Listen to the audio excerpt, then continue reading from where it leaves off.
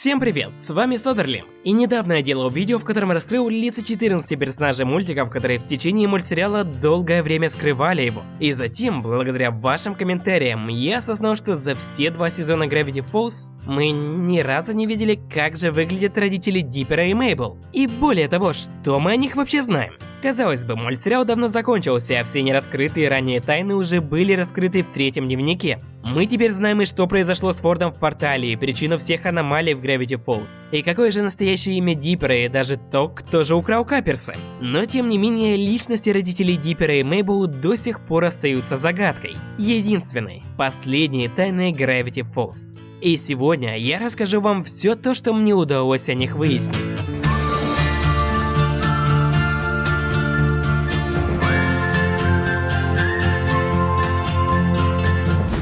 И начать я хочу, конечно же, с их внешности. Но с прискорбием хочу сообщить, что за весь мультсериал нам ни разу, нигде, даже на заднем фоне не были показаны их лица. Существует теория, что вот этот парень, которому принадлежит самая первая реплика в самой первой серии, и является отцом близнецов. А вся сцена на самом деле коротенький флешбэк, в котором видно даже маленьких Диппера и Мейбл. Но, увы, это не так, ведь уже в следующей серии мы вновь видим тех же самых детей. Следовательно, теория уже рушится. В таком случае давайте мириться с тем, что есть, а этого у нас не так уж и много. Нам показали родителей Диппера и Мейбл лишь единожды, и все, что мы видели, это их руки. Можно обратить внимание на то, что они оба носят обручальные кольца, а также у отца-близнецов на правой руке есть часы. Но это ведь Gravity Falls. Всегда нужно всматриваться в детали на заднем фоне. А там мы видим фотографию с изображением кусочка тела родителей Диппера и Мейбл. Их отец одет в рубашку с красной бабочкой, а мать в ярко-розовое платье. Затем я решил покопаться в картинках Гугла в надежде отыскать хотя бы один фанатский арт с родителями Диппера и Мейбл. И каково же было мое удивление, когда я не нашел ни одного подобного. Казалось бы, у Gravity Falls такая огромная фанбаза, и никто до сих пор не пытался их изобразить? Что ж, в таком случае это сделаю я. Хоть я еще только учусь рисовать, и у меня это выходит довольно криво. На Артамино сказали, что получилось неплохо. Что? Что такое Артамино? Артамино. Слушай, ты же не собираешься сейчас петь? Конечно же нет. Художником ты хочешь стать? Ну чувак, сейчас же середина ролика. Если любишь ты рисовать. Что ж, похоже, уже поздно. С ними в чатах зависать, участие в конкурсах и фит полистать. Что нарисовать, задаешь вопрос постоянно у друзей. Зайди в генератор идей. Если не бездарен ты, как этот парень, попасть тебе было суждено на Артамино.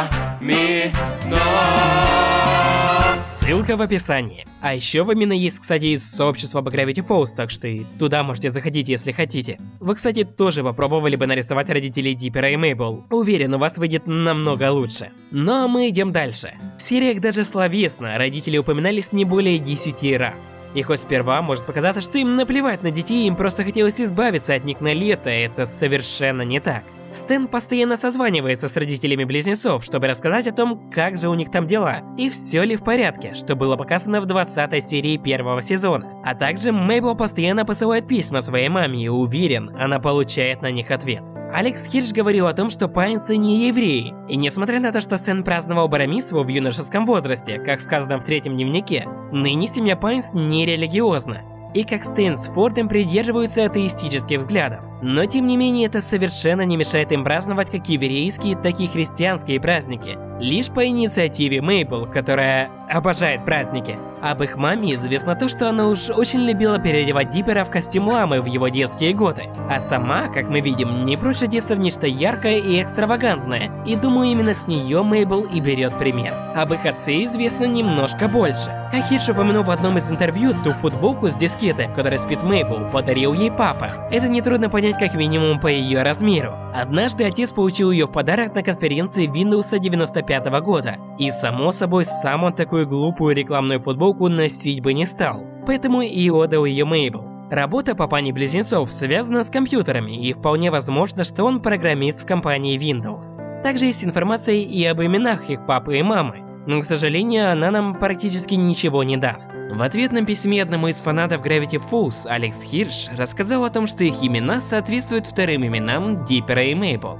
В Америке, напомню, детям дают 2 имени, дабы дать им какой-никакой выбор, и оба вписываются во все документы и паспорт. И даже настоящее имя Диппера Мейсон является все еще лишь первым его именем, а значит, настоящие имена родителей-близнецов до сих пор неизвестны. Эти господа намеренно выбрали для своих детей архаичные и малоизвестные имена, чтобы они могли выделиться среди более распространенных имен в дошкольных учебных учреждениях, что делает их уже немножечко необычными. И что ж, увы, это вся информация, которая имеется на данный момент. Уверен, вы узнали нечто новое из этого видео, но тем не менее этого недостаточно. Пишите в комментариях ваши идеи о том, как могли бы выглядеть родители Диппера и Мейбл, как же их зовут и вообще все ваши мысли. Хоть я и очень постарался, разыскивая эту информацию, я также мог нечто упустить. Если это так и вы знаете об их маме и папе что-то еще, пишите об этом в комментариях. Мне будет очень интересно почитать. И как я и обещал, показываю видео 3 лучших арта из тех, что мне прислали в комментарии под постом Вамина по Стар против Всеузла.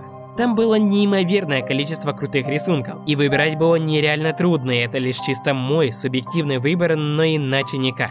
Спасибо всем за участие, вы очень крутые. Ну а на этом сегодня все. Ставьте лайк или дизлайк, это очень поможет видео хоть немножечко набрать просмотры. А с вами был, как обычно, Содерлинг. Спасибо за просмотр и пока.